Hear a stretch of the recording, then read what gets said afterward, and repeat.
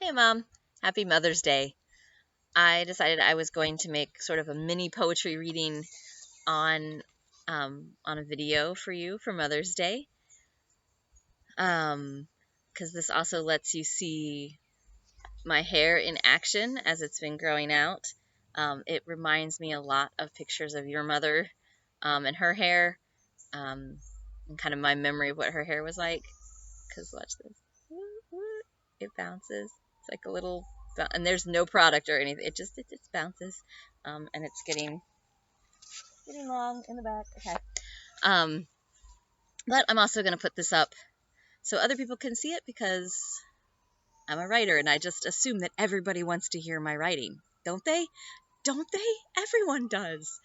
Um, I really appreciate, Mom, the way that you let me write about you and let me publish it and put it up on Facebook um, and let me talk about my memories and my feelings.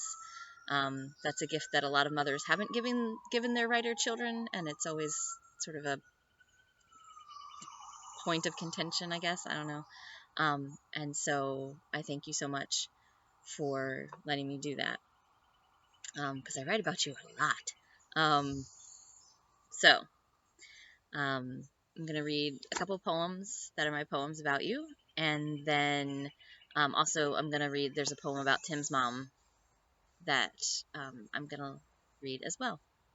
So this is Janet, Holy Mother, does penance at the Costco. 6 loaves of nature's own, 5 jars of peaches in light syrup, 48 ounces of frozen fruit, and some big-ass chicken pot pie. My mother is making up for lost time, for chip-chop ham and shit on a shingle, for syrup sandwiches and empty shelves. She is making up for night shifts, for hand-me-down clothes and no school trips, for the black and white television sitting atop the broken color one. She is making up for not knowing enough to not know she didn't know enough. I'm not gonna lie, I just got really hungry for chip chop ham though, so, and the syrup sandwiches. Shit on a shingle, not so much, but definitely syrup sandwiches and chip chop ham. And also, Costco has served us well because those Q-tips that we got when you were down here the last time when we went to Costco, they're gonna help us ride through the pandemic because we aren't gonna need to buy Q-tips at all. Um, so that's good. That's a good thing. So I know I've given up the online games again, because I stay up too late playing them. Someday I'll be able to play them and not obsessively play them. They call them casual gaming, whatever. There's nothing casual about that. But I have 2 poems about you, that are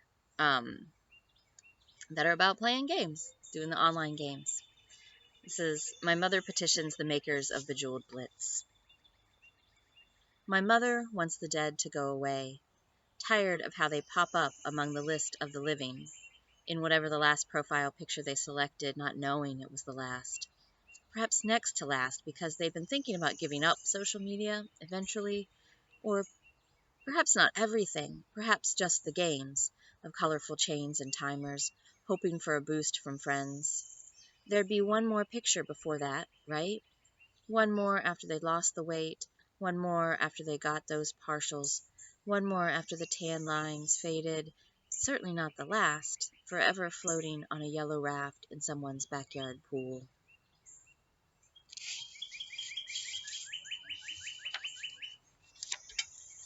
And this next one, I don't know if you've heard this next one before, because it hasn't been published. It's called Life's a Game of Luck and Skill, Mama.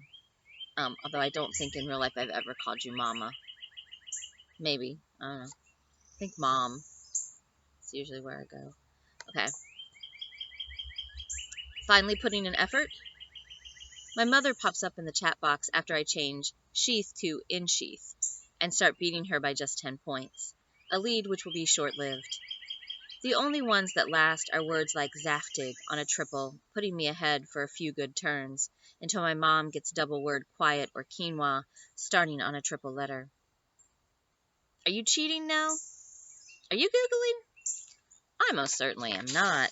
I've just learned to start looking for places I can use in, re, or tack on an S. I've learned to aim for the triple letter score, but some days none of that matters, as I stare at a hand of H's, T's, and R's with no vowels. What are you doing? If I pass on a turn or two, like it's not obvious I'm trying to wait it out, until she plays heart and I can make hearth, or she'll play boat and I can make boath, so B-O-A-T-H, as the game beeps a forgiving warning. Proper noun? It doesn't realize I'm just hoping that what I've got forms a word, even if I can't remember what it means.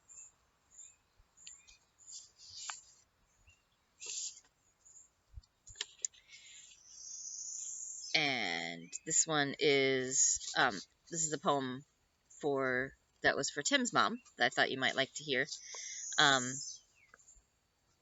that I wrote when I did 2 Below 30 a couple years ago, like 3 summers ago, and Tim's dad donated money, and so I wrote this poem about his mom.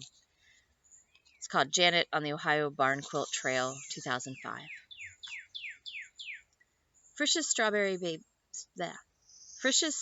baby pies on hot summer days, spent driving country roads looking at barns painted with quilt squares.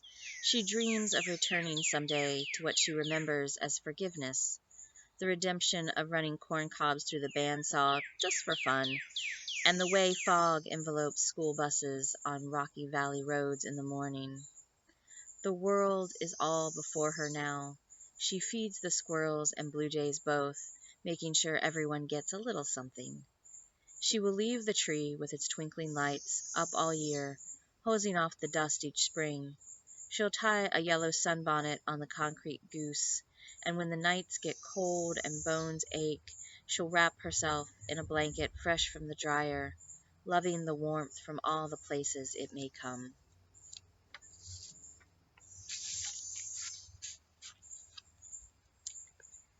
And then this last poem that I want to read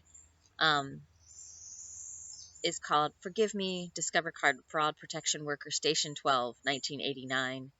Although I don't know if you were in fraud protection until a couple, like, I don't know, 5 or 10 years after that.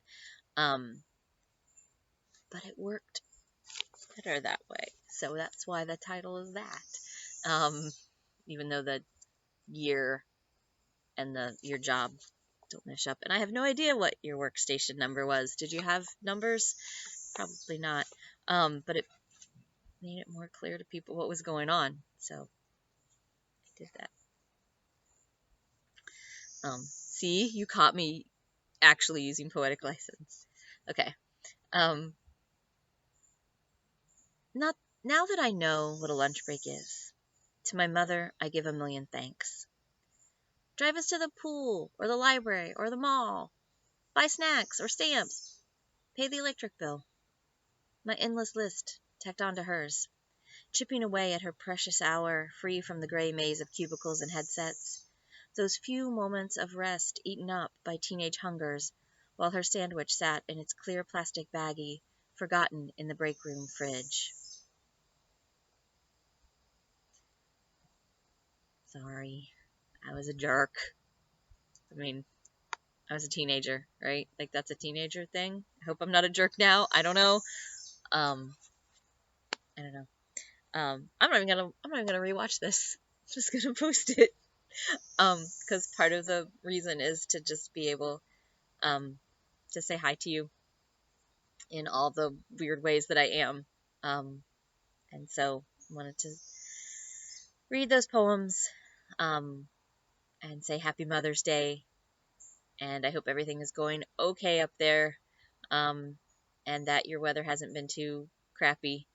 Ours has been chilly, but as you can see, chilly down here it's kind of relative. Because it's Mother's Day and it's relative. Okay. I love you.